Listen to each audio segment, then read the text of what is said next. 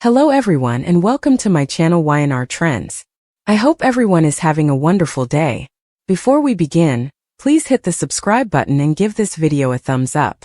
Victor Newman began the week of December 1st with the same unwavering authority that had defined decades of power plays in Genoa City, and anyone who'd ever crossed his path knew that when Victor set his sights on an enemy, the storm that followed would be relentless, calculated, and merciless. A storm Kane Ashby was about to feel in full force. Monday morning dawned with Victor already in motion, his mind working several steps ahead as he laid the groundwork for a trap so intricately woven that Kane wouldn't even realize he'd walked into the jaws of the beast until the jaws snapped shut. Victor had observed Kane's recent behavior, his evasiveness, his secrets, his increasingly suspicious involvement in business maneuvers that didn't align with the values Victor expected from those who dared seal deals anywhere near Newman territory, and the patriarch decided enough was enough. In his office, surrounded by shadows cast by the rising sun, he leaned back with a confident smirk, twirling the metaphorical mustache of a man yet again preparing to destroy a rival with impeccable precision. While Victor prepared for war, Kane was dealing with an entirely different battlefield. Phyllis summers and Lily winters. Their tension had been simmering like a pot left too long on a burner, and now it was boiling over in a way that forced Kane into the center of a storm he had no idea how to calm. Phyllis, in her fiery determination, confronted Lily with accusations sharp enough to cut steel, throwing every frustration, every suspicion, every gut feeling onto the table. Lily fired right back, cool yet deadly, reminding Phyllis that Kane's loyalty was none of her business. Their power struggle spiraled, each woman defending her own history with Kane, each one convinced the other was manipulating him for personal gain. The confrontation grew so heated that even Kane, usually smooth when navigating emotional minefields, found himself stumbling for words. Meanwhile, the Abbotts gathered to strategize under the ever-watchful portrait of John Abbott, whose legacy remained the soul of JABOT.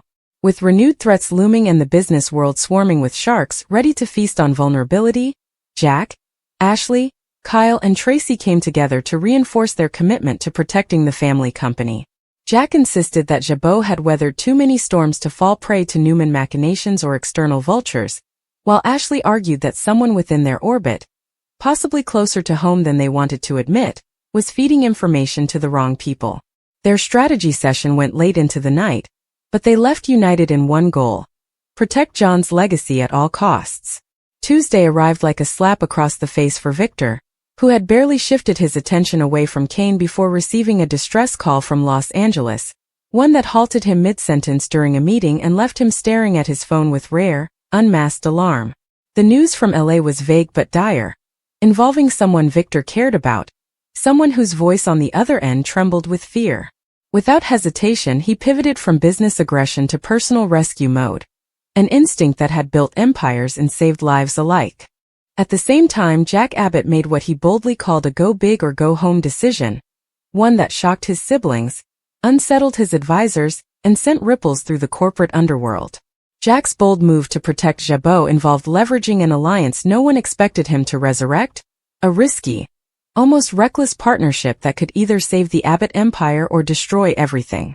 But Jack, ever the gambler, insisted this was the only way to counter a growing threat he believed was orchestrated by Victor himself. Elsewhere, Audra Charles found herself in a familiar yet frustrating position as she once again pleaded her case to Nate, refusing to accept defeat even though Nate's patience was worn thin. She reminded him of what they could build together, professionally, personally. If only he would give her one more chance, one more conversation, one more moment to prove her sincerity. Nate remained conflicted, torn between past mistakes and a lingering connection he refused to admit existed. Wednesday exploded into action when Victor confronted Matt Clark, the latest tormentor of the Newman family. The meeting felt less like a confrontation and more like a collision of two hurricanes, each man radiating a dangerous intensity that made the air crackle. Victor demanded answers about Matt's twisted agenda. Why Matt was targeting the Newmans again, why he'd resurfaced with a new layer of cruelty, and most importantly, what exactly he wanted with Sharon and Nick. But Matt offered only cryptic taunts and thinly veiled threats, making it chillingly clear that Victor had arrived just in time. Sharon and Nick were already in a dire situation. Backed into a literal corner in an abandoned industrial building, Sharon and Nick clung to each other as they tried to strategize and escape. Their history gave them an unspoken rhythm.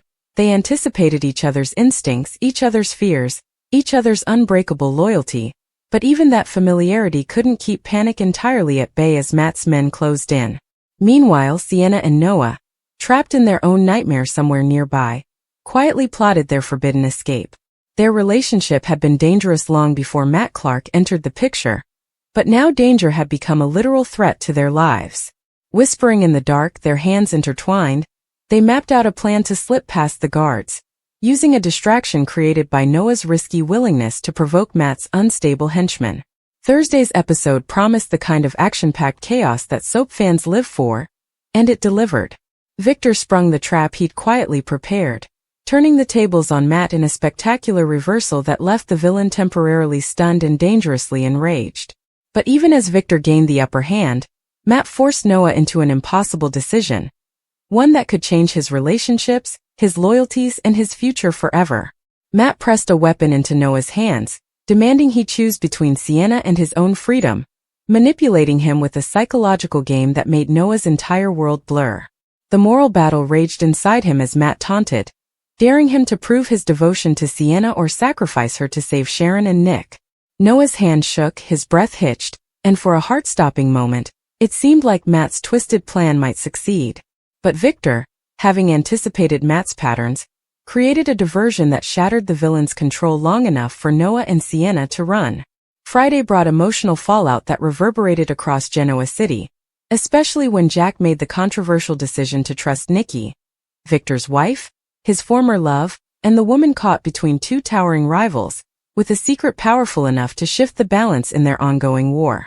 Jack believed Nikki needed to know the truth, believing she had the moral clarity to use the information wisely, but whispers already began circulating that Victor would interpret this as betrayal on every conceivable level. Meanwhile, Diane and Kyle dove deeper into their investigation of Victor, convinced that exposing a Newman secret would give them the leverage they needed to protect themselves and JABOT. Diane brought her characteristic cunning, Kyle his sharpened instincts, and together they sifted through old records, surveillance reports, and personal connections, eventually uncovering threads that hinted at a far more complex Newman operation than they anticipated. Their digging was dangerous, reckless even, but neither seemed willing to stop. Across town, Audra pushed her luck one too many times with Claire, assuming Victoria's daughter would brush off her provocations the way she always had. But Claire, burdened by her own emotional wounds from the past year, snapped with a fiery rage that stunned everyone present. Her voice thundered as she told Audra to back off, her fury exposing cracks in her fragile control.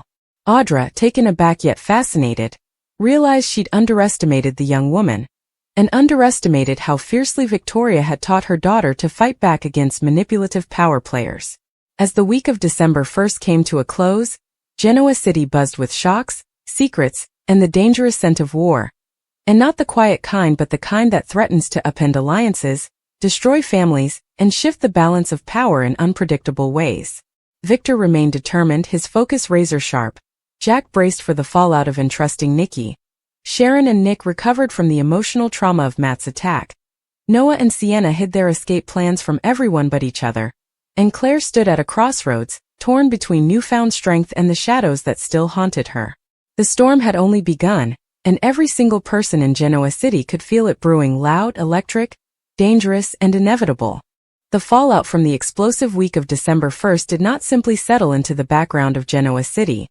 Instead, it ignited a chain reaction that rippled through every household, every boardroom, every love triangle, and every rivalry, pulling characters deeper into emotional and moral conflicts that tested their loyalty, their truthfulness, and their sanity. While Victor Newman continued orchestrating his calculated counterattack against Matt Clark, and simultaneously tightening his net around Kane, new cracks began to form in the carefully constructed facades of nearly every major character. Victor returned to the ranch after his confrontation with Matt, only to find Nikki standing in the living room with a troubled expression that instantly sharpened his senses. Nikki tried to hide the weight of Jack's confession, but Victor recognized the shift in her demeanor. He could practically feel the air change, like the pressure before a tornado tears through a town. Nikki wanted to protect him, wanted to shield him from the truth Jack trusted her with, But her silence only deepened Victor's suspicion. He approached her slowly, his voice smooth but edged with steel, demanding to know what she had been told and why she looked like she was carrying the burden of the entire Newman Empire on her shoulders. But Nikki could not bring herself to betray Jack immediately. Her heart was divided, torn between loyalty to her husband and a lingering bond with the man who had once been her entire world. Meanwhile, Kane found himself spiraling after Victor's trap tightened around him. He couldn't shake the feeling that he was being watched, manipulated, cornered. Every text message, every unexpected phone call, every strange coincidence felt like another strand of Victor's web wrapping around his ankles. Kane tried to confide in Lily, but their relationship had grown strained after her explosive confrontation with Phyllis. Lily, still furious and hurt, accused him of hiding things from her again, of repeating the same destructive patterns that had nearly destroyed their marriage years ago. Kane insisted he was being set up, yet Lily couldn't tell whether he was telling the truth or spinning another one of his elaborate half-lies. Phyllis, on the other hand, smelled vulnerability and circled like a shark in bloody waters. She approached Kane with a mix of seduction and concern, telling him she believed him, telling him Lily never understood him, telling him that if Victor was coming for him, she would stand by his side. But Kane sensed another trap forming. Phyllis rarely helped anyone without expecting something in return, and the intensity in her eyes made him uneasy. Over in the Abbott mansion, Jack walked through the halls consumed by the gravity of the secret he placed in Nikki's hands. He knew Victor would discover the truth eventually, and when he did, Jack would be the first man Victor declared war on. But Jack had made his decision, and no regret would shake him from it. JABOT was at risk, the Abbott name was at risk, and Jack believed Nikki needed the truth to protect herself. Or perhaps he simply needed someone else who cared deeply for the family to carry part of the burden. Kyle and Diane continued their covert mission with an almost obsessive zeal. Diane insisted their digging was essential to securing Kyle's future at JABOT, while Kyle believed exposing Victor's secrets could give them an upper hand in both business and family power dynamics. Their search led them to long-forgotten events, old betrayals and connections that suggested Victor was fighting a far bigger war than anyone realized.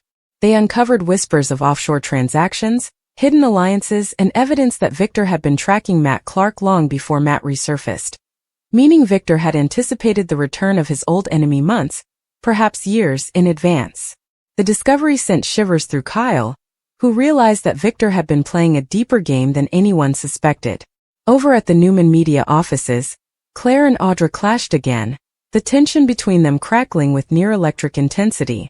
Audra, undeterred by Claire's explosive outburst, pushed harder, taunting her, testing her, trying to expose whether Claire had truly reformed or if the darkness from her painful past still lurked beneath the surface. Claire's temper simmered, her hands trembling as she relived memories of manipulation, captivity, and trauma that still haunted her. Victoria walked in mid-argument and immediately stepped between the two women, demanding Audra leave her daughter alone. But Audra smirked, fully aware she had struck a nerve. After Audra left, Victoria tried to comfort Claire, but Claire pulled away, insisting she didn't need protection, insisting she was stronger now. Still, Victoria saw the fear in her daughter's eyes. Not fear of Audra, but fear that she could lose control again. At Chancellor Winters, Billy found himself distracted by whispers of Kane's predicament. The company had enough problems, yet Kane's entanglement with Victor threatened to pull them into another Newman-Abbott war. Lily tried to reassure Billy that the company was secure, but Billy sensed her mind was elsewhere. He gently asked about Kane, but Lily dodged the question, too consumed with worry and anger to think clearly. Across town, Sharon and Nick struggled to return to normal after their harrowing escape from Matt Clark. They sat together at Crimson Lights late at night, long after the cafe had closed, talking through the fear, the adrenaline, the what-ifs that had nearly changed the course of their lives forever. Sharon confessed that, in the darkest moment when the walls closed in, she thought they would die together, and the admission made Nick's heart tighten. He reached for her hand, squeezing it gently, and for a moment old feelings flickered between them like embers that refused to fully extinguish. But they both pulled back before crossing a line neither of them was ready to revisit. Noah and Sienna, still shaken from Matt's psychological torture, quietly discussed leaving Genoa City temporarily to escape the chaos. Sienna suggested they go somewhere no one could find them, somewhere peaceful, somewhere where they could rebuild without fear of Victor's interference or Matt's vengeance. But Noah hesitated. Running had never been part of his character, and the thought of abandoning his family in their time of crisis gnawed at him. Still, Sienna feared Matt wasn't finished, that Matt would eventually find a way to retaliate, and she begged Noah to put their safety first. Elsewhere, Nate found himself unable to shake Audra's words from earlier in the week. He told himself he was done with her manipulative charm, done with her dangerous ambition, yet every time he closed his eyes he saw flashes of their past, the passion, the chemistry, the spark that had nearly burned his entire life down. He told Victoria he wanted to focus on rebuilding trust, but part of him still wondered whether he had truly let go of Audra, or if he was simply lying to himself to maintain stability. Victor spent the next several days analyzing the aftermath of his confrontation with Matt, reviewing security footage, contacts, communications, and tapping into his global network to track every move Matt and his remaining allies could make. He warned Adam and Nick to stay alert, told Victoria to limit Claire's access to public events, and instructed Michael Baldwin to prepare legal strategies in case Matt resurfaced with a public attack. But what Victor didn't know was that Matt had already begun planning his next move from the shadows. Matt intended to use Noah's moment of vulnerability against him, to manipulate the emotional cracks forming within the Newman family, to hit Victor where it hurt most, the people he loved. Meanwhile, Nikki found herself walking on thin emotional ice. Jack's secret weighed on her, but her loyalty to Victor pulled her in the opposite direction. She tried to distract herself with charity meetings, with field trips to the Arts Foundation, with conversations about holiday plans, but her mind always drifted back to Jack's words.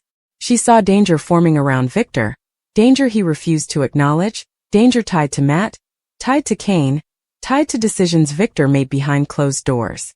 She wanted to protect him, yet she feared revealing Jack's secret would ignite a wrath so fierce, it could tear apart everything she cared about. At the Abbott estate, Ashley questioned Jack again about their long-term strategy.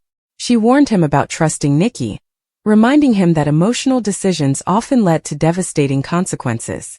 Jack grew frustrated, insisting Nikki wasn't a liability. Tracy tried to mediate, pleading for calm, reminding them that the family had survived every storm by staying united. But the tension remained unresolved, simmering like a quiet warning beneath the surface. Meanwhile, Kyle and Diane's investigation reached a new level when they stumbled onto a critical piece of information. A connection between Victor and a private security contractor previously involved in controversial international missions. The contractor's name appeared in hidden transactions linked to both Victor and Matt. Kyle realized Victor may have inadvertently fueled Matt's return, or worse, that someone was targeting Victor using Matt as a weapon. Diane urged Kyle to keep digging, convinced they were close to something big, something explosive. Claire struggled with emotional turmoil that grew heavier as the week progressed. She replayed her confrontation with Audra repeatedly, analyzing every word, every spike of anger, wondering whether her reaction proved she was more like her biological captor than she wanted to admit. Victoria tried to reassure her, telling her she had made incredible progress and her strength was a sign of healing, not regression. But Claire couldn't shake the fear that one wrong push could send her spiraling back into darkness. Audra, emboldened by the chaos she created, continued weaving herself into conversations, business meetings, and social circles, subtly inserting comments designed to destabilize Victoria and Claire. She played innocent on the outside, feigning misunderstanding, while internally she sharpened her strategy like a blade. But what Audra didn't realize was that Tucker McCall had been watching her closely, assessing her moves, calculating whether she would be an asset or a liability in his long-term plans. Tucker sensed opportunity in Audra's tension with Claire, and considered how he might exploit it for his own advantage. By the end of the extended week, everything in Genoa City felt precariously balanced on the edge of collapse. The Newmans were fractured by secrets, haunted by danger, and torn by emotional wounds that had yet to fully heal. The Abbotts were caught in a minefield of corporate espionage and personal mistrust. Kane spiraled deeper into Victor's trap, unsure who to trust. Sharon and Nick struggled to navigate lingering trauma. Noah and Sienna contemplated running or fighting. Claire wrestled with the fear of losing control. Audra prepared her next move. And Victor, the center of the storm, stood ready for the war he knew was coming, unaware that the next blow would land closer to home than he ever anticipated. As the chaos of the week continued to swell, the atmosphere in Genoa City thickened with a tension so palpable that even those on the fringes of the Newman-Abbott war felt its pull, and by the start of the next day, every major player sensed that something monumental was about to shift beneath their feet.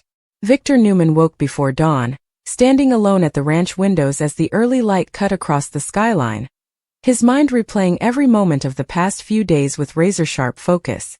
He could feel movement in the shadows, Matt Clark regrouping, plotting, waiting for his chance to strike, but there was something else too, something Victor couldn't yet name, a betrayal he hadn't uncovered, a secret he hadn't seen.